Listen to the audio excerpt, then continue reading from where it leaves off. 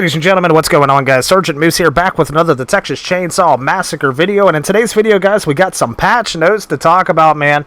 I think a lot of us in the community have been anticipating these patch notes because of the recent patch revolving around the Grandpa rework, and we kind of figured that there was going to be some changes, some tweaks to that, and of course there definitely is in these patch notes, guys. But there's one big surprise in these patch notes too that kind of hit me like a ton of bricks whenever I saw it, and I was really surprised, and I think you guys will be too if you haven't seen the patch notes already. But without further ado, let's jump into it. Let's talk about them. Alright, guys, so of course, as you know, it's been teased for a little while now that we're getting the new Cook outfit within the game. It is the Filler Up outfit coming on August 1st. A really cool original concept for the Cook. He looks like one of the workers at his gas station. Really cool outfit, and it is about damn time, guys. We get some love for the Cook aside from the Blackout outfit.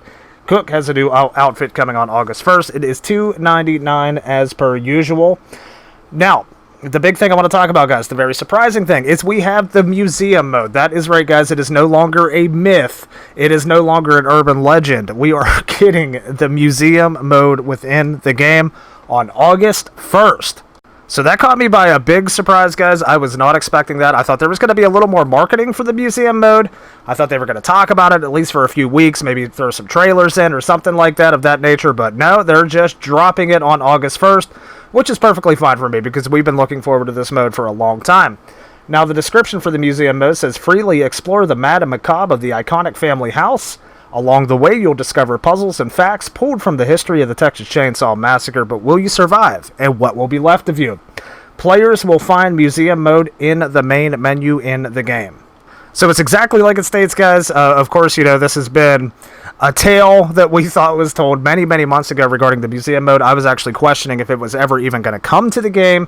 But here it is, man. They're dropping it on us. Of course, we're going to be able to go into the family house, explore quite a bit, and at least be wondering, are we actually going to be able to get killed and different things like that. So I'm really excited to check this out on August 1st. Let me know your guys' thoughts about the museum mode down in the comments. Glad to see it's finally made its way into the game. Next, we have some Grandpa perks have been tuned and changed levels, guys. We're going to talk about Suffocating Grip first. Of course, we know that Suffocating Grip has been, with the Grandpa rework, it has been changed to level 2. With this patch, Suffocating Grip will now be at level 1. Of course, the level 2 was causing quite a little uproar in the family community. Level 1 should help things quite a bit. We have Nobody Escapes Hell. Also, Nobody Escapes Hell will now activate at level 2 instead of Grandpa level 3. So it's getting bumped down a peg as well. Again, Nobody Escapes Hell at level 3, in my opinion, guys, was kind of worthless because by the time you got Grandpa to level 3, if you were able to get Grandpa to level 3, most of the essential doors were unlocked anyway, to where Nobody Escapes Hell didn't have much of an effect as it could early game. Next one on the patch notes list, guys, is Brute Strength. Brute Strength has been increased. The melee damage that it applies, it is also a level 2 Grandpa perk.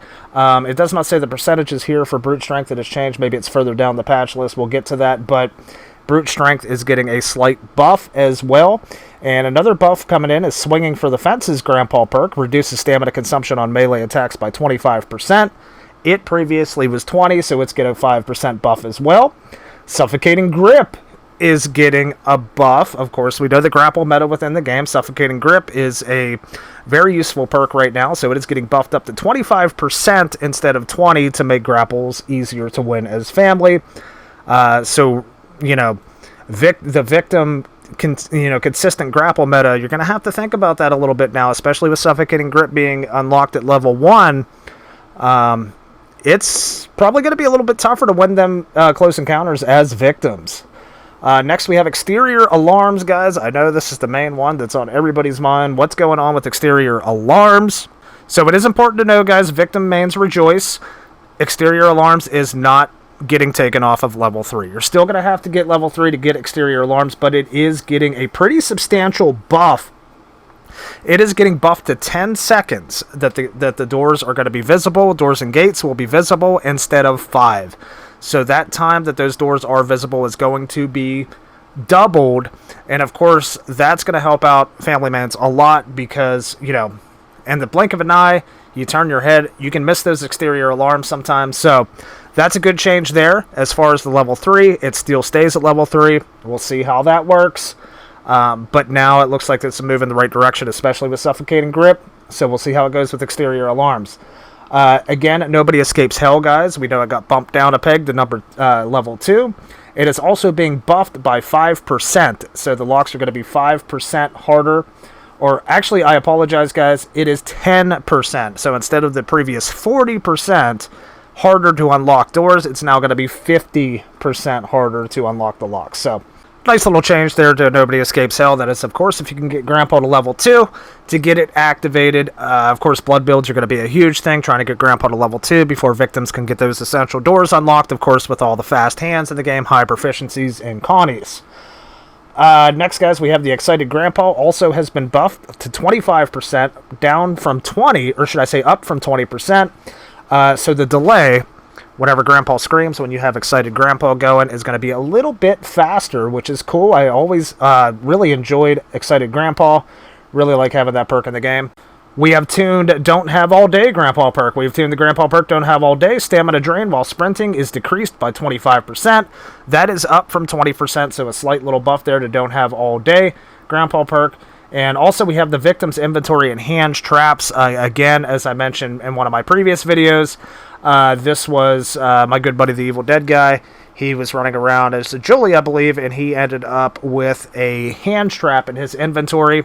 This is going to be changed as well. That, of course, has been a bug that's going to be fixed. Texture of wells on the mill. We have fixed an issue where a black texture was present inside one of the wells on the mill map when viewing from the basement. This well is located in Dig Room. Also, the lighting in the mill. We fixed an issue where the lighting in the fields area resulted in unnatural and muddy-looking lights on characters. We fixed the lighting issue on the mill night, where the red light on the ground floor was reflecting off props incorrectly. So a few little bugs there with the very recent night mill map update are going to be fixed as well. But guys, that is the patch, man. I mean, it seems like a small patch, small little tunings and stuff, but we got the museum mode coming, guys. I'm really, really freaking pumped about that. We've only been waiting a year for it. So really pumped to see that. Also, the new Cook outfit, we're going to be rocking that like crazy. Cannot wait for all this stuff to come. But with that said, guys, those are the patch notes for the August 1st patch. If you guys enjoyed this video, please feel free to drop a like and subscribe to the channel. For all things the Texas Chainsaw Massacre content, my name's Sergeant Moose. Thanks so much for tuning in. We'll see you guys on the next one.